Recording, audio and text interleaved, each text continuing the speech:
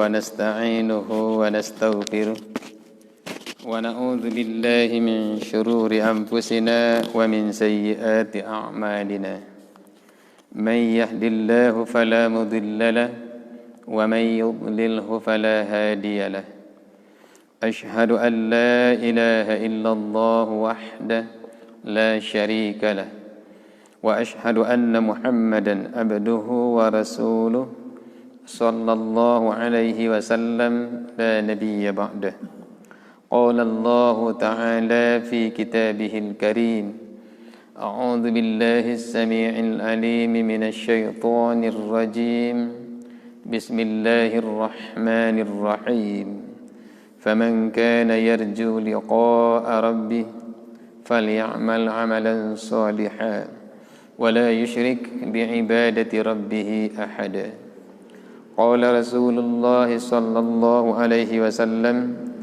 القبر أول المنازل من منازل الآخرة فمن نجا فما بعده أيسر منه ومن لم ينجو فما بعده أشد منه رواه الترمذي. Allah berfirman dalam surat Al-Kahfi ayat yang terakhir, yang artinya, maka siapa saja yang ingin bertemu dengan Tuhannya, maka hendaklah ia selalu beramal soleh dan janganlah ia mempersekutukan sesuatu seorang pun dalam beribadah kepada Tuhannya. Rasulullah sallallahu alaihi wasallam bersabda, kuburan itu adalah terminal awal dari terminal-terminal menuju ke akhirat. Siapa yang selamat dari terminal ini, maka sesudahnya alam barzakh, sesudahnya hari kiamat, padang mahsyar, hisab, mizan, sirat, maka dia akan lebih mudah menghadapinya. Tapi siapa yang tidak selamat di kuburan ini, maka sesudahnya dia akan lebih sulit lagi. Hadis riwayat Imam Tirmizi atau Imam Turmuzi. Shadaqallahul azim wa shadaqa rasulullah. Bapak, ibu-ibu, jamaah kaum muslimin dan muslimat, hadirin wal hadirat rahimakumullah. Syukur alhamdulillah sama-sama kita panjatkan kehadirat Allah Subhanahu wa taala, yang mana hingga saat ini Allah masih sayang kepada kita. Allah limpahkan rahmat dan karunia-Nya kepada kita sehingga kita bisa hadir kembali ke tempat yang mulia ini.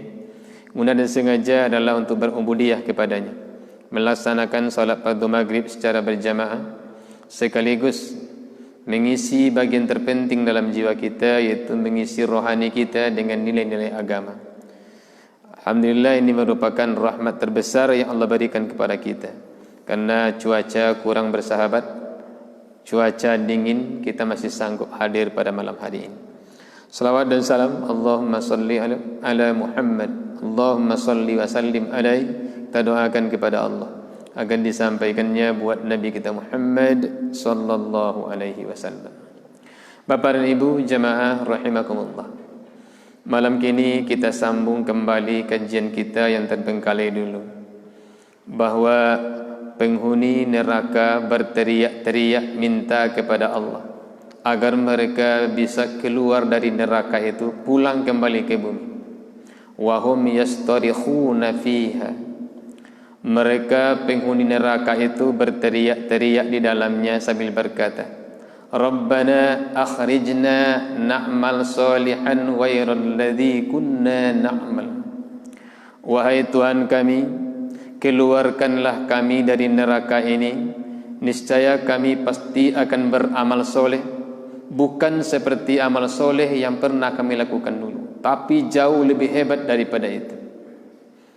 Maka dikala itu Allah menjawab dua jawaban Allah. Yang pertamanya, awalam nu'ammirkum ma yatadzakkaru fihi man tadzakkar. Bukankah dulu kami sudah memberikan kalian umur yang panjang, usia yang panjang, yang bisa berpikir tentang hal itu orang-orang yang punya pemikiran yang sehat, bahwa usia yang panjang itu pertanda kalian tidak akan lama lagi di dunia ini. Harus kalian persiapkan diri kalian untuk menghadap Allah. Tapi ternyata semua itu tidak kalian lakukan. Kalian masih asik maksud dengan dunia, asik mengejar dunia, Hajik mengejar popularitas dan segala macam yang berbentuk duniawi. Ini faktor pertama dulu penyebabnya kalian berteriak seperti ini. Jadi Allah menampik ketika itu. Kami beri kalian usia yang panjang, tapi tidak kalian pergunakan sebaik-baiknya. Usia yang panjang itu kata ulama 40 tahun ke atas. Lampai puluh tahun usia kita, 50 tahun, 60 tahun, 70 tahun, itu adalah usia panjang.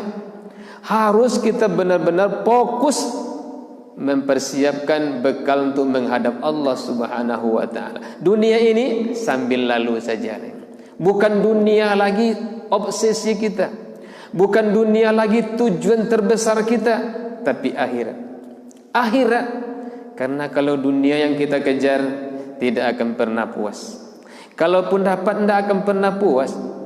Kalaupun puas, sifatnya pun sementara. Tapi kalau kita mengejar akhirat, akhirat pasti kita dapatkan. Sudahlah dapat, kita akan puas, dan itu sifatnya abadi. Maka dari itu bagi kita yang sudah berusia lanjut ini 40 tahun ke atas, ulama memberikan nasihat. Banyak nasihat ulama. Di antaranya adalah dikala kita sudah berusia lanjut seperti ini, pertama sekali hendaklah kita selalu menambah pemahaman agama kita. Hendaklah kita selalu banyak mengingat mati dan mempersiapkan diri untuk menghadapi kematian. Di kalau usia kita 40 tahun katim, pemahaman agama kita perdalam. Di mado wirid pengajian kita hadir, di mado pustaka kita baca, kita punya HP Android, kita cari pemahaman ilmu-ilmu agama di situ. Bukan untuk hal-hal yang bersifat duniawi saja, tapi tambah pemahaman agama kita. Kemudian banyak mengingat mati dan persiapkan diri untuk menghadapi kematian itu. Apa sebab? Karena setelah kita mati, terminal awal yang akan kita hadapi adalah alam kubur atau alam barzakh. Setelah itu nanti baru alam akhirat. Alam akhirat itu nanti padang mahsyar, hisab, mizan, timbangan, nanti sirat, terakhirnya surga atau neraka. Maka terminal awal ini harus kita persiapkan dulu. Karena kata Rasulullah, al-qabru awwalul manazili min manazilil akhirah. Kuburan itu adalah terminal awal dari terminal-terminal menuju ke akhirat. Faman naja fama ba'dahu aisara min. Siapa yang selamat dari terminal ini, maka untuk sesudahnya dia akan lebih mudah. Tapi waman lam yanju fama ba'dahu asyadda min. Siapa yang tidak selamat dari terminal awal ini, maka terminal berikutnya akan lebih susah lagi, akan lebih sulit lagi. Makanya Khalifah Utsman bin Affan, setiap beliau melewati kuburan, beliau selalu menangis. Sedangkan hal-hal yang lain beliau tidak pernah menangis.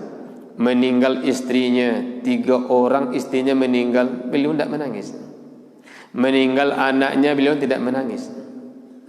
Meninggal orang tuanya, tidak begitu beliau menangis. Tapi setiap beliau melewati kuburan, beliau selalu menangis. Sehingga sahabat bertanya, wahai Khalifah, kami tidak pernah melihat engkau menangis kecuali setiap engkau lewat di kuburan. Ada apa gerangan?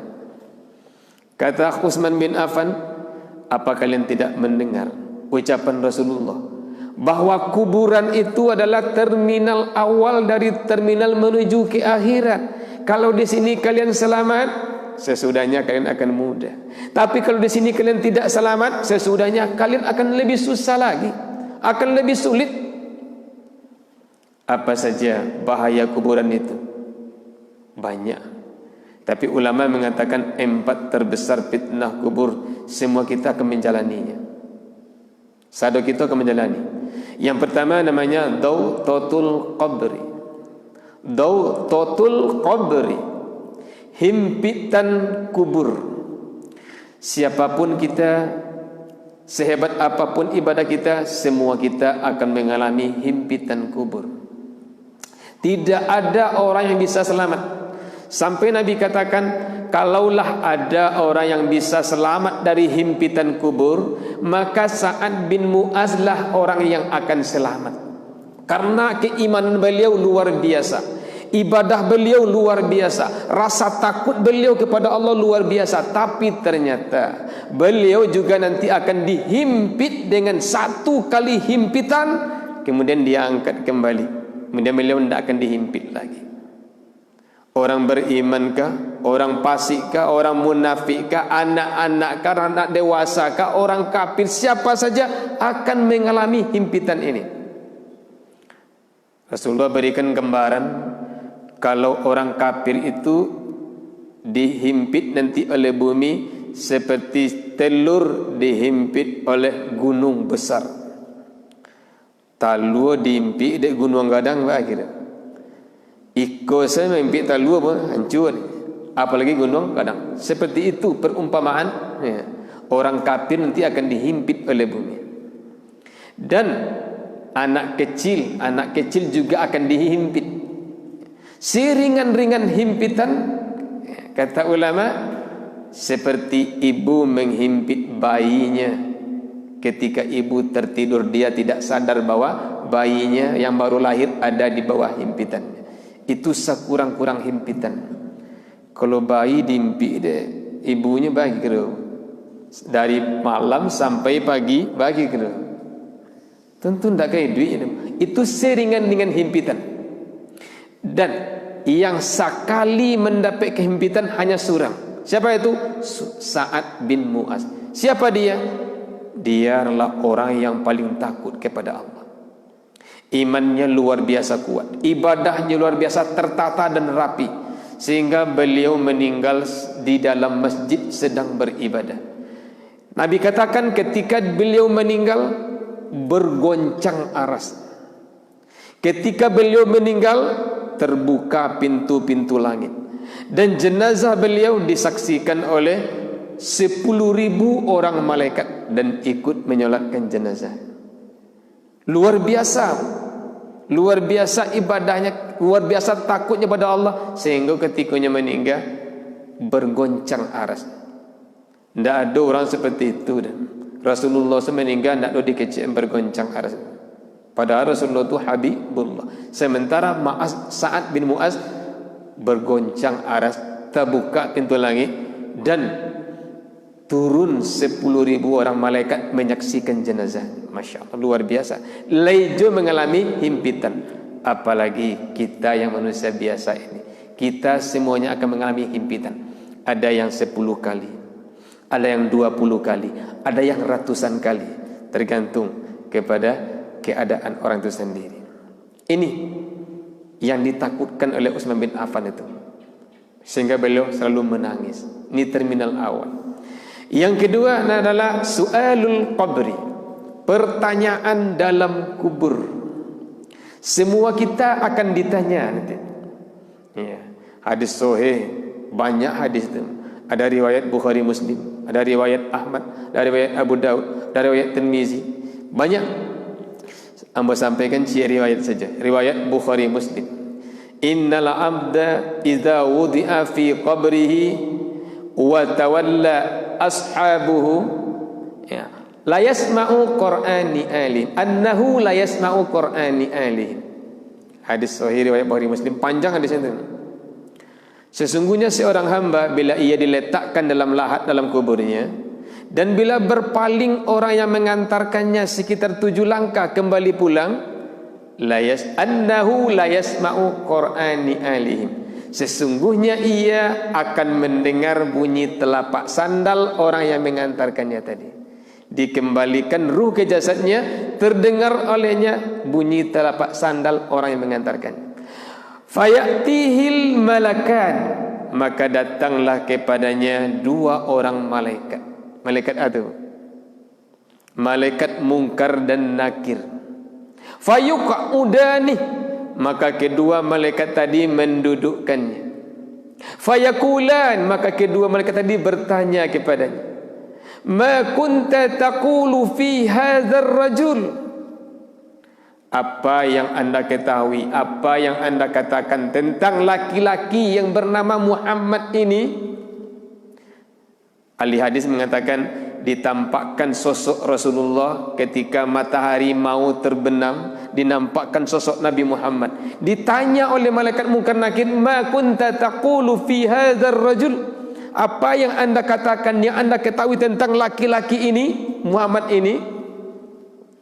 Fa ammal ladzina amanu, maka adapun orang yang benar-benar beriman, imannya dibuktikan dengan amal, fayaqulu, maka ia akan menjawab, huwa abdullah wa rasuluh, dia adalah hamba Allah dan utusan Allah. Siapa menjawab itu? Amal kita. Tidak muncul kita menjawab, amal kita. Karena dia bisa menjawab, apa kata malaikat? Unzur ila maq'adi, coba kamu lihat tempat kembalimu. An-nar abdalakallahul jannah, seharusnya kamu masuk neraka, tapi ditukar oleh Allah dengan surga. Ditukar oleh Allah dengan surga. Fayubsahu qabruhu sab'una zira'an, dilapangkanlah kuburannya seluas 70 hasta. Wa yumla'u khadiran hatta yaumi yub'atsun, dan ditumbuhkanlah tumbuh-tumbuhan hijau, diberilah penerangan hingga hari berbangkit. Tidurlah kamu di sini, boboklah di sini sampai nanti datang hari kiamat. Tuh orang beriman tuh, dilapangkan kuburannya 70 hasta, diberi penerangan, diberi tumbuh-tumbuhan hijau seperti dalam surga. Tenanglah kamu di sini sampai hari kiamat, datangnya hari berbangkit. Tapi wa amman ladzina fasaku wal kafiru wal munafiku, adapun orang-orang fasik, orang suka berbuat dosa, orang munafik, orang kafir, ketika ditanya oleh malaikat, ma kunta taqulu fi hadzal rajul, apa yang anda katakan tentang laki-laki yang bernama Muhammad ini? Fayaqul, maka ia menjawab, orang munafik menjawab, orang kafir menjawab, orang fasik menjawab, orang beriman maksiat menjawab, la adri ma adri, saya tidak tahu. Saya tidak tahu. Aqulu ma yaqulun nas, aku hanya mengatakan apa yang dikatakan oleh manusia. Karena dia tidak bisa menjawab, maka malaikat wa yudrabu baina uzunaihi bimitrakin min hadid, maka ia memukul di antara dua telinganya. Malaikat tadi memukul di antara dua telinganya dengan palu yang terbuat dari besi. Fayusihu sayhatan, maka ia berteriak dengan teriak yang sangat keras, sehingga hatta yasma'u haulaha, sehingga terdengarlah oleh makhluk yang ada di sekitar kuburan tadi, illa atau ghairas thaqalain, kecuali ada dua makhluk yang tidak bisa mendengar, dipakakkan Tuhan telinganya. Siapa itu? Jin dan manusia. Jin dan manusia dipakakkan telinga, tidak bisa mendengar. Sampai Nabi katakan, kalaulah kalian mendengar teriakan mayat dalam kubur itu, niscaya kalian tidak akan mau lagi mengurus dunia ini. Kalian tidak akan mau mencari penghidupan dunia. Kalian tidak akan mau mencari harta, mencari ini dan itu. Pasti kalian akan sibuk mengurus persiapan untuk menuju Allah Subhanahu wa ta'ala. Tapi sayang, gitu kan, tidak mendengar. Namun Rasulullah ceritakan bahwa makhluk lain mendengar, kecuali kita yang tidak bisa mendengar. Lalu karena itu apa lagi? Karena dia tidak bisa, tidak bisa menjawab, dipukul. Sudah dipukul apa lagi? Fayudayya'u qabruhu, dan disempitkanlah kuburannya sehingga remuk redamlah tulang belulang, dan dia nanti akan diazab seperti itu sampai nanti datang hari berbangkit. Silakan cek Sahih Bukhari, Sahih Muslim.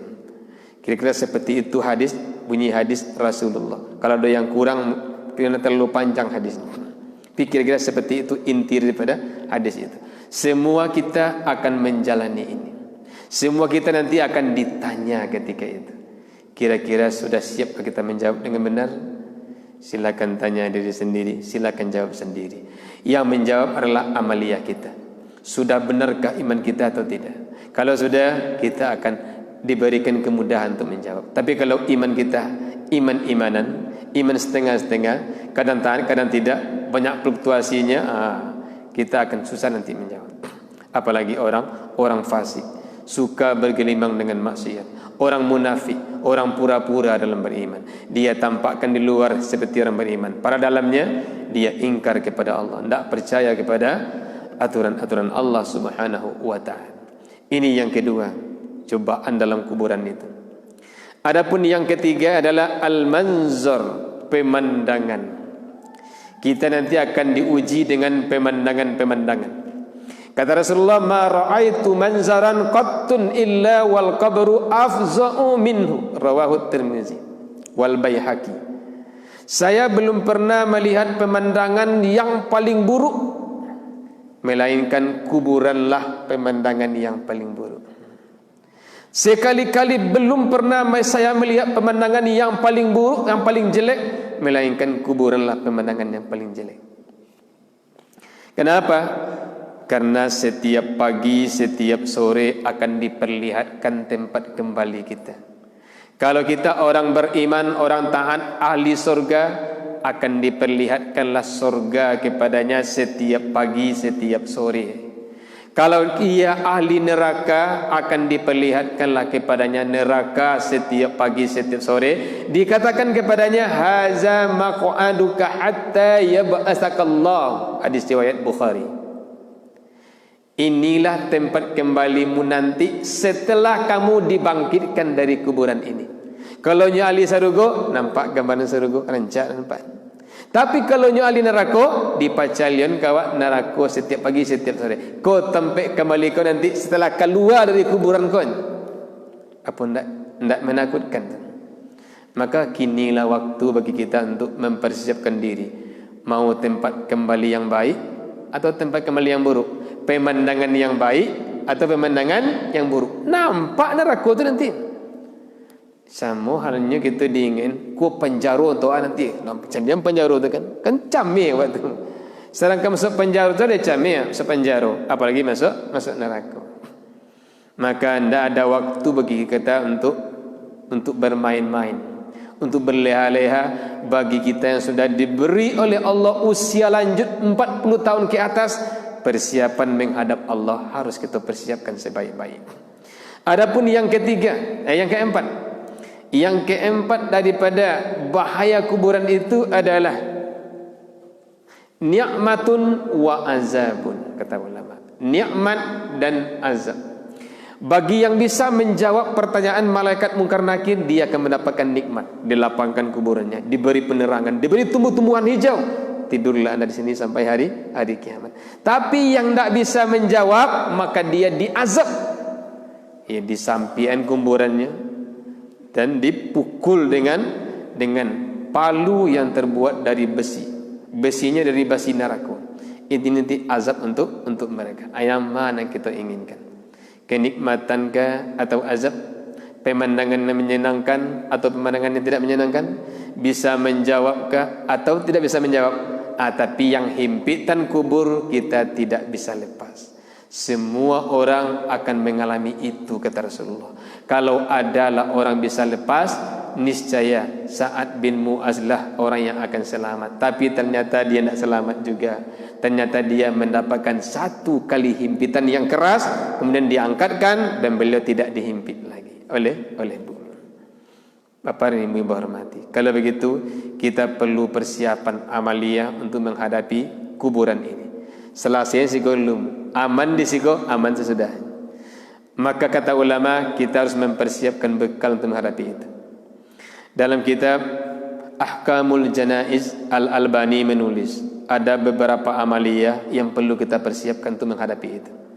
Tapi Abu Lais As-Samarkandi dalam bukunya Tambihul Ghafilin, beliau simpulkan hampir sama sih, cuma Al-Albani lebih panjang sedikit, lebih banyak. Kalau kau simple, yang dikatakan oleh Abu Lais As-Samarkandi dalam kitabnya Tambihul Ghafilin sama dengan yang dalam kitab Ahkamul Janaiz. Tapi Ahkamul Janaiz lebih banyak sedikit. Aku separuh itu, separuh lebihan. Apa kata beliau?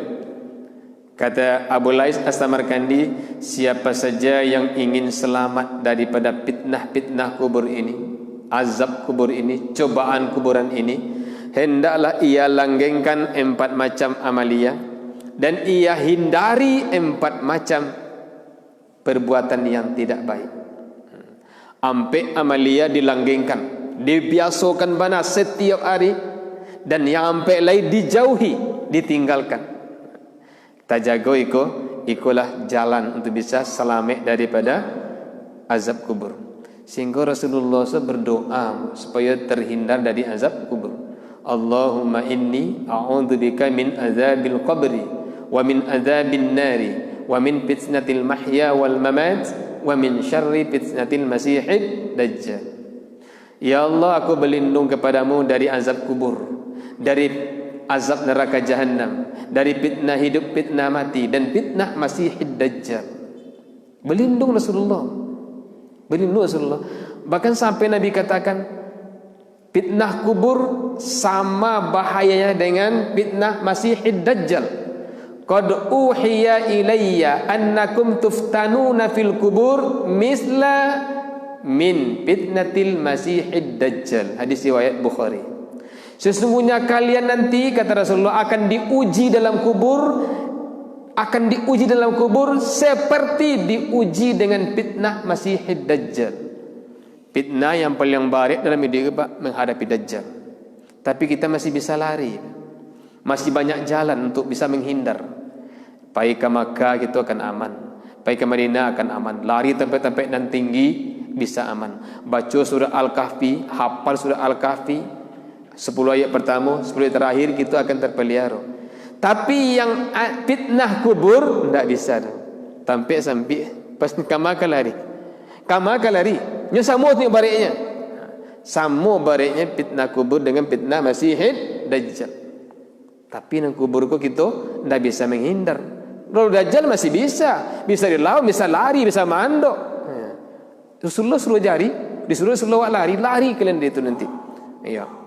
Bacakan ayat itu, hafal ayat itu. Makanya Rasulullah tidak pernah meninggalkan doa sebelum salam. Sesudah tahiyat akhir beliau berdoa sebelum salam, Allahumma inni a'udzubika min azabil qabri wa min azabin nari wa min fitnatil mahya wal mamat wa min syarri fitnatil masihid dajjal. Itu hadis riwayat Muslim. Kalau riwayat Bukhari, Allahumma inni a'udzubika min azabi jahannam wa min azabil qabri wa min fitnatil mahya wal mamat wa min syarri fitnatil masihid dajjal. Kata Aisyah, Rasulullah paling bersungguh-sungguh membaca doa ini setiap solat di tahiyat terakhir sebelum salam. Innaka hamidum majid. Sebelum salam, Allahumma inni a'udzubika min azabi jahannam. Ya Allah, aku berlindung kepadamu dari azab neraka jahannam, wa min azabil qabri, dan dari azab kubur, wa min fitnatil mahya wal mamat, dari fitnah hidup, fitnah mati, wa min syarri fitnatil masihid dajjal, dan dari fitnah kejahatan masihid dajjal. Rasulullah saja dijamin masuk surga, tidak akan pernah diazab, tapi berlindungnya kepada Allah. Apalagi kita yang tidak ada jaminan. Mesti doa kita apa doa kita baca setiap selesai salat, selesai tahiyat akhir sebelum salam. Ampe macam amalia perlu langgengkan supaya kita terhindar dari azab kubur. Ampe halai kita jauhi, jangan pernah dikarajuan. Ada nampak itu? Yang pertama adalah jagalah, peliharalah, hafizu ala solawat, peliharalah solat yang 5 waktu. Jagalah solat 5 waktu, jangan pernah ditinggalkan atas dasar apapun, kecuali wanita haid.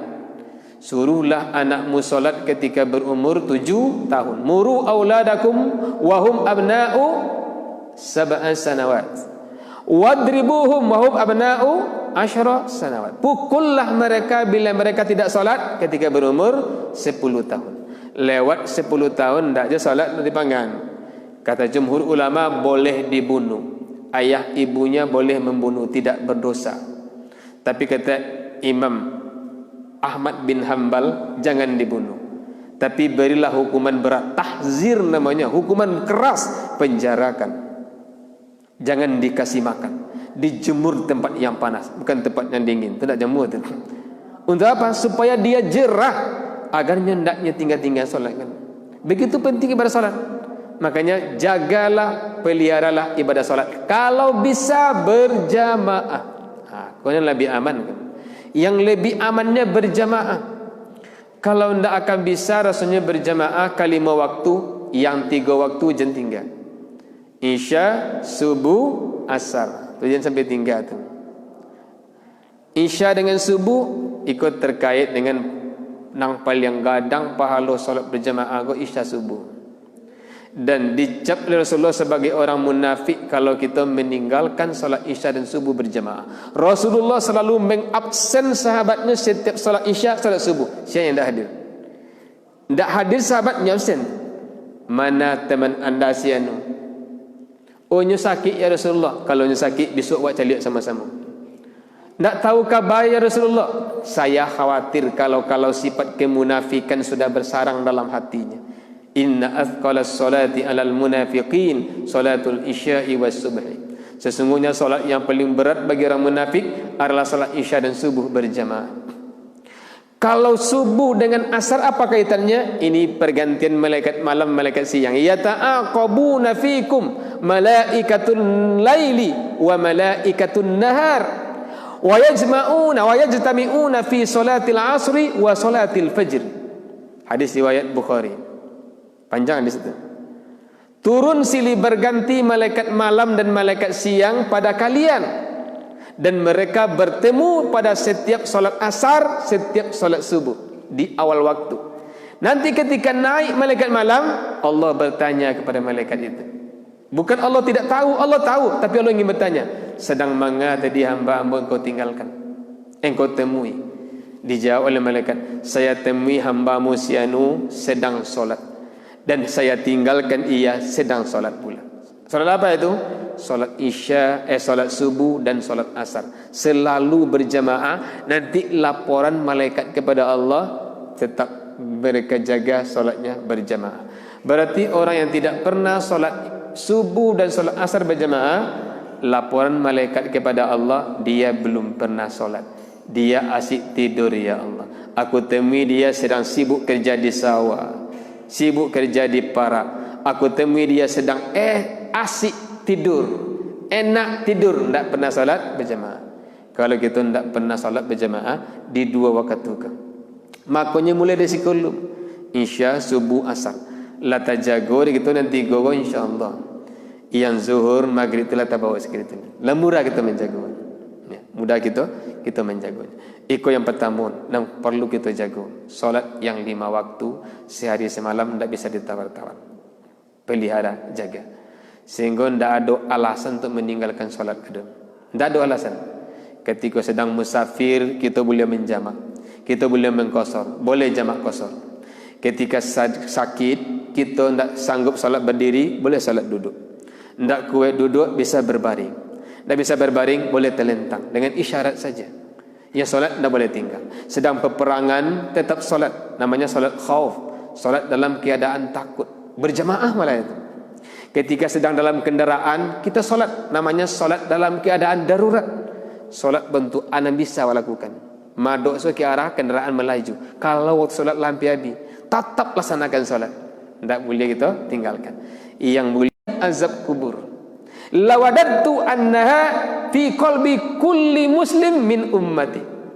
Saya sangat ingin, saya sangat berkeinginan, berambisi agar dalam hati umatku yang muslim ada hafalan surat Al-Muluk itu. 30 ayat. Ada dalam Quran 30 ayat. Siapa yang menghafalnya, ini nanti akan mendapatkan syafaat. Syafaat li sahibiha. Ia akan mendapatkan syafaat bagi orang yang menghafal surat Al-Muluk itu. Baca setiap malam, jangan pernah tinggal. Kok tak tinggal sibuk menawak, boleh berkau di kodo pagi hari kajian balik atau sesudah solat tahajud. Dek panik menawak nanti ya. Jangan sampai tak tinggal dah buat di kodo buka pagi balik. Baca surat Al-Mulk. Ndak itu saja, tapi yang ikon ndak boleh tinggal. Tambah baca ayat-ayat yang lain, surat yang lain.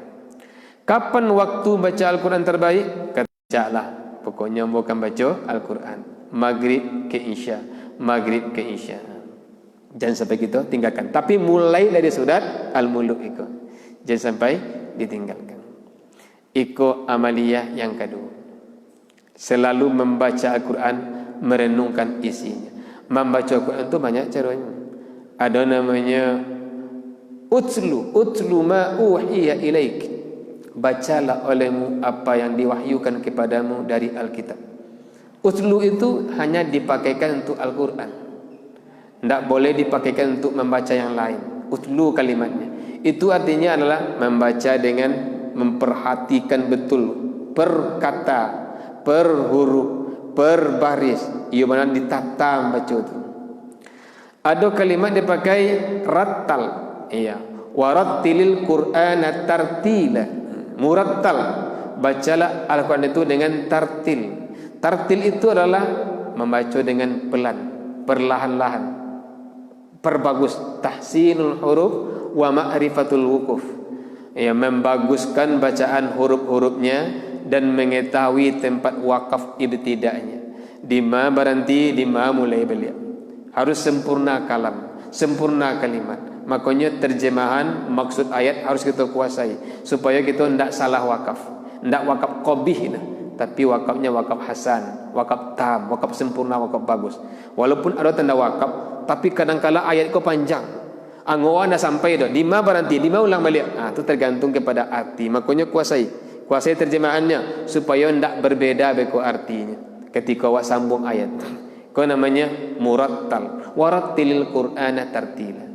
Ada membaca itu adalah merenungkan. Afala yatadabbarunal Qur'an, tadabbur. Am ala qulubin aqfaluha, apakah mereka tidak merenungkan isi Al-Quran itu, ataukah hati mereka sudah terkunci mati? Merenungkan itu jo hati, jo pikiran. Hati jo akal penggunaan untuk memikirkan dan dibaca itu. Itu terjemah itu. Itu namanya tadabbur. Afala yatadabbarun Al-Quran. Ada kalimatnya iqra. Iqra qira'a. Kalau qira'a kau membaca dengan memperhatikan dari segala segi. Asbabun nuzulnya ba'a. Terjemahan perkataannya hubungan ayat dengan ayat ba'a. Tafsirnya ba'a. Menganalisis dari seluruh segi. Itu iqra. Ya, iqra kalimat yang dipakai. Di seluruh bacaan kau kita pakai kau. Kita pakai utlu, tala yatlu. Kita pakai tadabbur. Kita pakai murattal. Kita pakai iqra. Kita pakai tadabbur. Bahkan ada namanya tadarus. Ikut di bulan Ramadan kita tadarus, Bu ya. Tadarus itu belajar bersama. Satu orang mempelajari, membaca, menyampaikan, yang lain mendengar. Di kalau tadarus membaca, yang lain tidak boleh mengeceh dah, mendengar. Di masalah kita perbaiki sama-sama. Kita ingatkan di mana kesalahannya. Kok dilanjutkan dengan terjemahan, tu nak tadarus sabana tu. Tu nak tadarus sabana tu mempelajari Al-Quran bersama-sama, mulai dari membacanya, terjemahannya, tafsirnya, ikut yang tadarus. Kalau itu dilakukan di rumah Allah, di masjid ini, maka mereka akan diliputi oleh rahmat. Malaikat turun kepada mereka, menghampiri mereka, meliputi mereka. Bahkan Allah membanggakan mereka kepada penghuni langit, itu kepada para malaikat. Begitu dalam hadis sahih riwayat Bukhari dan Muslim. Pada yang berbahagia. Itu yang kedua. Seketik lebo ya, capek saja. Yang ketiga adalah supaya kita terhindar dari azab kubur itu. Yang ketiga adalah hendaklah kita memperbanyak bertasbih dan berzikir. Zikir dan tasbih ini sama, artinya az-zikru bil lisan. Berzikir dengan lidah, tapi yang perbanyak adalah tasbihnya. Subhanallah, Subhanallah adada ma khalaqa fis sama, Subhanallah adada ma khalaqa fil ardi, Subhanallah adada ma baina dhalik, Subhanallah adada ma huwa khaliq, Alhamdulillah adada ma khalaqa fis sama, Alhamdulillah adada ma khalaqa fil ardi. Alhamdulillah adada ma baina dhalik. Alhamdulillah adada ma huwa khaliq. Wa la ilaha illallah adada ma khalaqa fis sama. Wa la ilaha illallah adada ma khalaqa fil ardi. Wa la ilaha illallah adada ma baina dhalik. Wa la ilaha illallah adada ma huwa khaliq. Allahu akbar adada ma khalaqa fis sama. Allahu akbar adada ma khalaqa fil ardi. Allahu akbar adada ma baina dhalik. Allahu akbar adada ma huwa khaliq. Ayat kalau payah macam itu ringkas saja. Subhanallah walhamdulillah wa la ilaha illallah wallahu akbar. La haula wala haula wala quwwata illa billahil aliyyil azim. Perbanyak baca itu. Iku amalia yang ketiga. Adapun yang keempat adalah as-sadaqah. Ketika kita diberi kelebihan rezeki oleh Allah, jangan lupa berbagi. Berikanlah sedekah. Karena kata Rasulullah, sedekah itu nanti akan bisa memadamkan panasnya api di dalam kubur. Bahkan nanti akan bisa menaungi orang di hari kiamat di saat-saat tidak ada naungan kecuali naungan dari sedekahnya. Maka berilah sedekah. Ketika ada kelebihan rezeki, bantu orang lain. Mungkin kita berikan 1/10 atau mungkin 1/9 atau mungkin 1/8. Barang kita juga dapat. Semakin banyak itu semakin nampak kepemurahan hati kita. Ikulah empat macam amalia yang perlu wak langgengkan. Perlu wak langgengkan supaya nanti kita terhindar dari azab kubur. Adapun 4 macam amalia yang harus kita jauhi, 4 macam dosa yang harus kita jauhi adalah: pertama, tinggalkan berdusta. Yang kedua, tinggalkan adu domba, mengadu domba orang, mantan-mantan kecil ke orang, sehingga bercakap orang gara-gara awak. Berdusta atas dasar apapun tinggalkan, kecuali berdusta untuk mendamaikan orang, berdusta untuk menyenangkan hati istri. Ya, masakannya mungkin dah lama, kecilnya lama, supaya senang hatinya. Itu boleh. Tinggalkan berdusta, tinggalkan adu domba, tinggalkan pengkhianatan. Ketika orang beri kita amanah, sekecil apapun amanah itu, jago. Mengkhianati amanah, ikutlah khianat. Apalagi amanah yang sudah bersifat skala nasional, jadi pemimpin, jadi presiden, ternyata dia sia-siakan. Inilah khianat yang paling besar dosanya, paling besar. Dan yang keempat terakhir adalah tinggalkan ketidakhati-hatian sesudah buang air kecil. Jangan sampai tidak istinja, tidak cebok. Tidak ada alasan siap karaya ketik di basuh istinja juai. Tidak ada air, cari batu, kasih sandiang 3 buah batu. Oh, tidak ada batu, ganti jo tisu. Tidak ada tisu, ganti jo daun kayu. Ganti jo apa bisa diganti? Tidak ada alasan untuk tidak istinja. Rasulullah lewat di kuburan, 2 kuburan. Rasulullah mendengar orang diazab di dalamnya. Ternyata penyebabnya bukan karena dosa besar, tapi dosa yang 2 tadi. Pertama, yang cikgu suku mengadu domba, cik Rasulullah. Yang seorang ko keraya ketik tapi nyendak cebok, nyendak istinja.